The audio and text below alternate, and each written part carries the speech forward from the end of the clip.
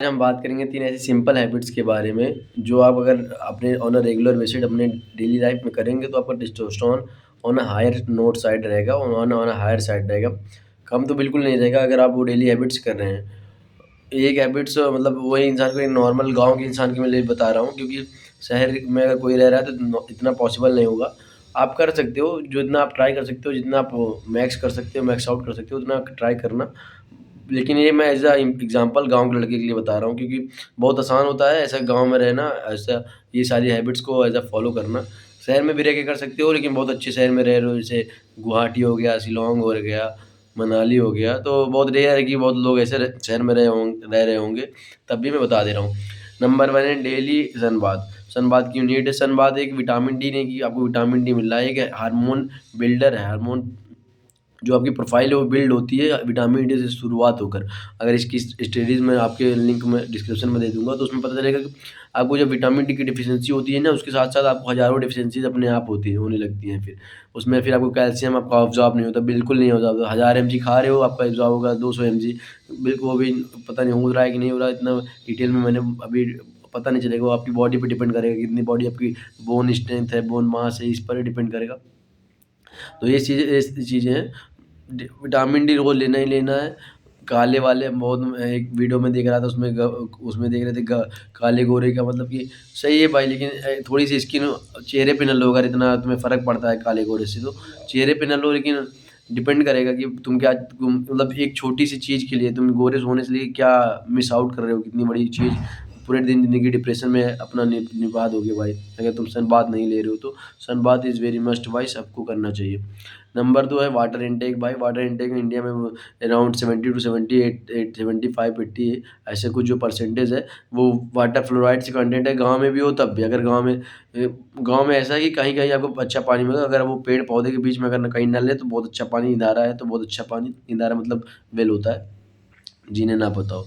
तो अगर ऐसी जगह रह रहे हो तो बहुत अच्छी बात है, लेकिन अगर पानी ऐसे गढ़ई के बगल के नलके से आ रहा है, क्या कहते हैं, नहर के ब बगल के नलके से आ रहा है, कोई नहर के बगल में नलका है वहाँ से आ रहा है, कोई गढ़ई है वहाँ से आ रहा है, उसके बगल के, तो बहुत ऐसे यूपी हो गया, बिहार हो गया, मध्य प्रदेश हो गया और उड़ीसा साइड हो गया। ये साइड्स ये है ना, मतलब अगर यहाँ बहुत ऐसे डिफरेंशिएट करना बहुत मुश्किल है, क्योंकि आपको एक ही जगह बहुत बेस्ट वाटर मिल सकता है और एक ही जगह बहुत वर्स्ट वाटर मिलेगा, और उनकी जो दूरी है वो ज़्यादा दूर नहीं होगी, वो दूरी होगी अराउंड 200 मीटर, 300 मीटर, क्योंकि वाटर क्वालिटी ना उतने छोटे से एरिया पे डिपेंड करती है कि उसमें कितना वाटर जो फर्टाइल हो रहा है, जो कितना ज़मीन से फर्टाइल हुआ है, और जो उसमें वाटर में एक छोटे-छोटे होल्स होते हैं, वाटर में नहीं, ज़मीन में छोटे-छोटे होल्स होते हैं, जिसमें की वजह से पानी थ्रू फ्लो करता है, जो नमी रहती है वाटर में, उसकी बात कर रहा हूँ। तो ऐसी उसकी वजह से वो डिपेंड करता है वाटर क्वालिटी।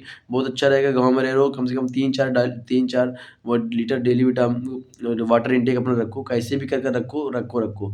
क्योंकि वाटर इनटेक के बिना आपकी बॉडी में जो चीज़ आप खा रहे हो, अब्ज़ॉर्ब होना बहुत इतना पॉसिबल नहीं है।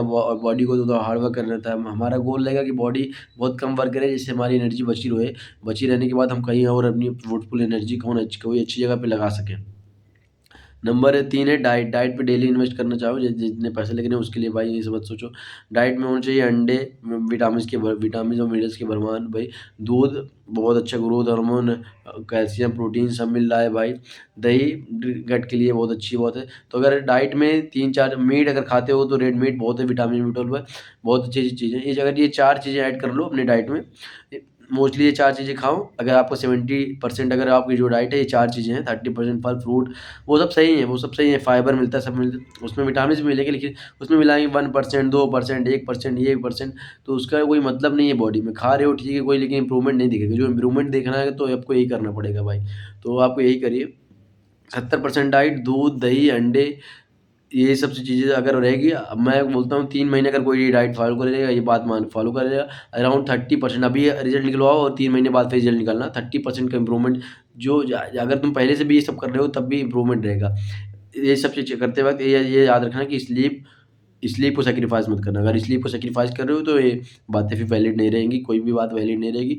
तो वो अगर स्क्रीन टाइम हाई है और स्लीप का शेड्यूल बहुत ख़राब है, तो फिर ये बातें बिल्कुल वैलिड नहीं रहेंगी। तो ये मैं एज़ अ डिस्क्लेमर बताना चाहूँगा बाद में। बाकी मैं ऐसा बोल सकता हूँ कि 3 महीने अगर 3 महीने अभी करो और 3 महीने बाद इनको बहुत खतरनाक इम्प्रूवमेंट दिखेगा, मुझे पता है।